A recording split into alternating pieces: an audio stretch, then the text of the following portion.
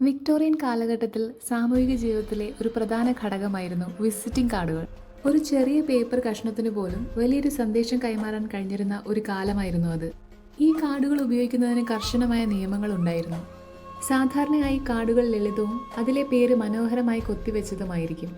ഒരു വീട്ടിലേക്ക് സന്ദർശനത്തിന് ചെല്ലുമ്പോൾ അതിഥികൾ തങ്ങളുടെ കാർഡ് അവിടുത്തെ വേലക്കാരന്റെ കൈവശം കൊടുത്തയക്കും. ആതിഥേയർ വീട്ടിലില്ലെങ്കിൽ കാർഡ് അവിടെ വെച്ച് അതിഥി തിരികെ പോകും. ഈ കാർഡുകൾക്ക് രഹസ്യ കോഡുകളും ഉണ്ടായിരുന്നു.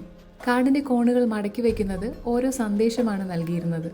മുകൾ വലത് കോണാണ് മടക്കിയതെങ്കിൽ അതൊരു വ്യക്തിപരമായ സന്ദർശനത്തെ സൂചിപ്പിച്ചു. താഴ്ഭാഗത്തെ ഇടത് കോണാണ് മടക്കിയതെങ്കിൽ അതൊരു അനുശോചന സന്ദേശമാണ്. മുകൾ ഇടത് കോണാണെങ്കിൽ അഭിനന്ദനങ്ങളും താഴ്ഭാഗത്തെ വലത് കോണാണെങ്കിൽ യാത്ര പറച്ചിലുമായിരുന്നു അതിന്റെ അർത്ഥം.